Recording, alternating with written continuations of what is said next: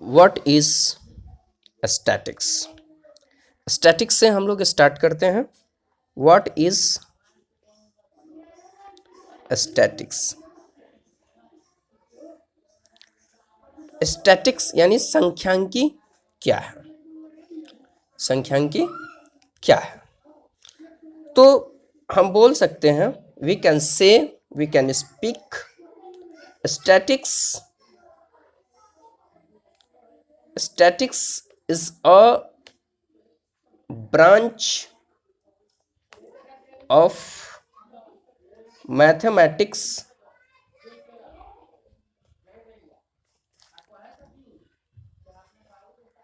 dealing with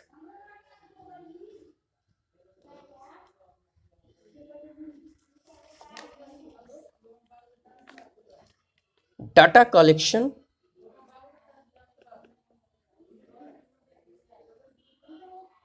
analysis and presentation।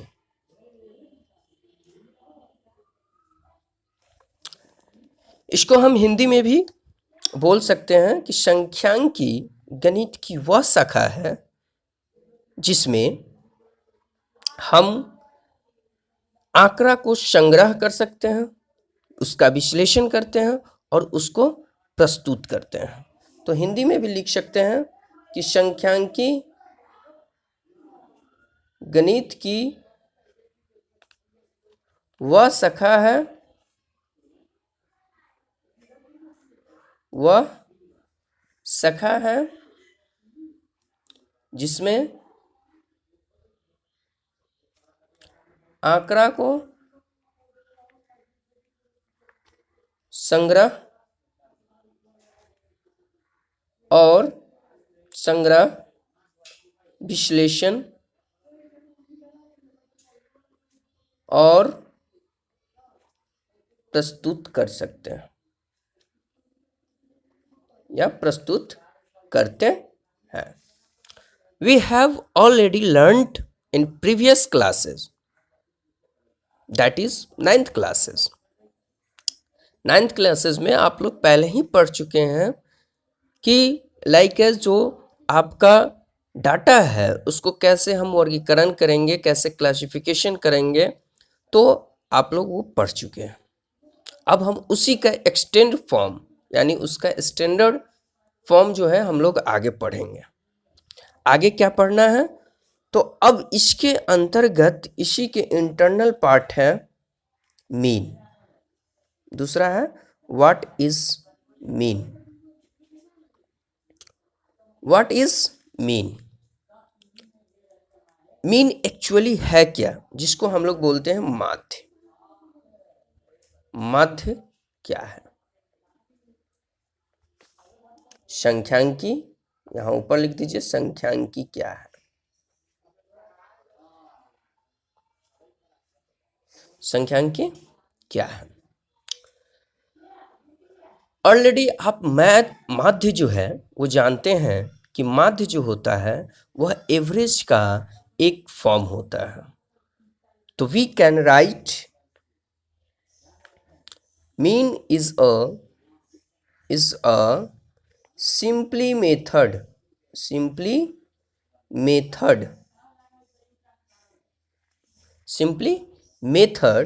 of describing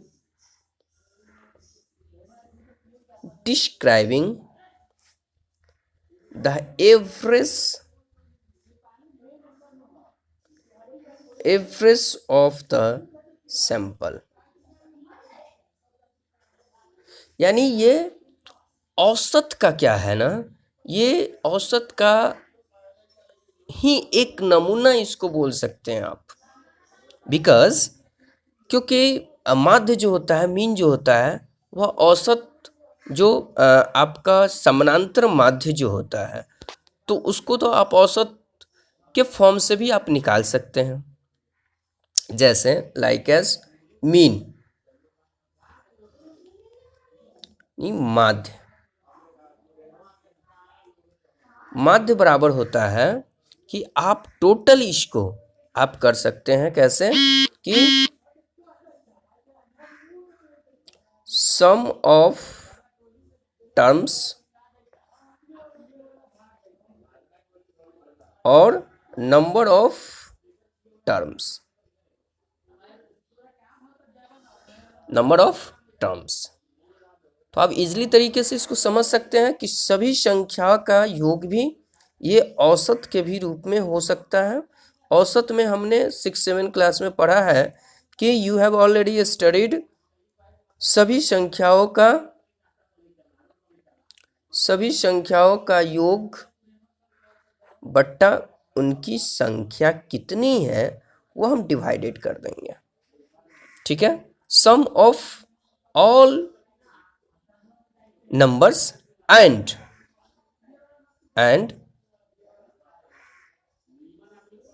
आप इसको ये भी बोल सकते हैं कि sum of all numbers and numbers of term, ऐसे भी लिख सकते हैं उनकी संख्या कितनी है।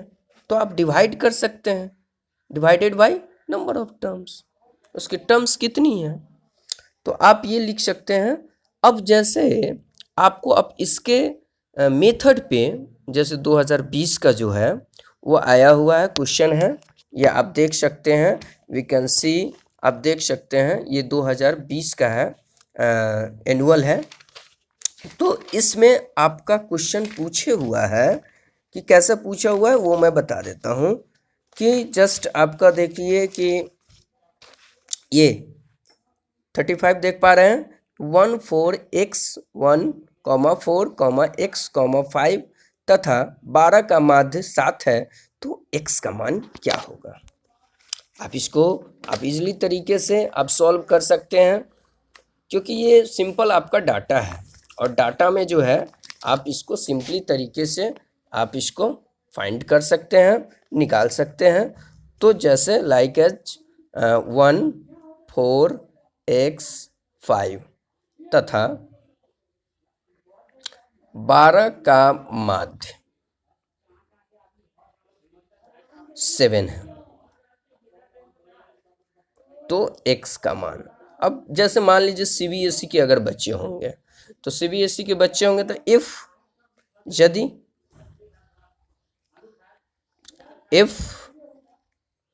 14x कोई ज़्यादा डिफरेंस नहीं है, सीबीएसई बच्चे और बिहार बोर्ड के बच्चे, ऐसे नहीं है कि सीबीएसई के बच्चे हिंदी जानते ही नहीं हैं, तो ऐसी कोई बात नहीं है।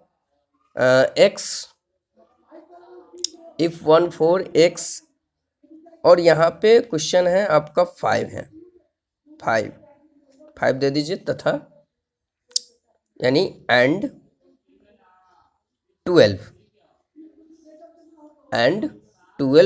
Is 7 then the value of x। अब इसको फाइंड कर सकते हैं। तो मैंने आपको अभी अंडरस्टैंड किया क्या कि आप इससे आप फाइंड कर सकते हैं। लाइक एज जैसे मान लीजिए कि आपका मीन है, माध्य है, तो आप मीन माध्य लिख सकते हैं और मैंने लिखवाया सम ऑफ टर्म, यानी ये सभी टोटल टर्म को आप ऐड कर सकते हैं और टोटल आपका नंबर में कितना है तो 1 2 3 4 1 2 3 4 5 है, तो 5 कर दीजिए। आपका मीन कितना है, मीन है आपका 7 और ये 1 4 5 10 और 22 प्लस x 5। अब क्रॉस मल्टीप्लिकेशन कर सकते हैं, तिरछा तिरछी गुना कर सकते हैं। तो तिरछा तिरछी गुना आप करिएगा तो आपका हो जाएगा 35 और ये हो जाएगा 22 प्लस x, तो 35 माइनस 22 ये x हो जाएगा, ये 8 और 5 13, यानी x की वैल्यू कितना हो गया 13। यही आपका जो है आंसर है। अगला इसी टाइप का जो है क्वेश्चन मैं आपको इसमें आपको जैसे पूछ सकता है कि x प्लस वाई भी दे सकता है कि x प्लस वाई का वैल्यू फाइंड कीजिए, उसका क्या होगा।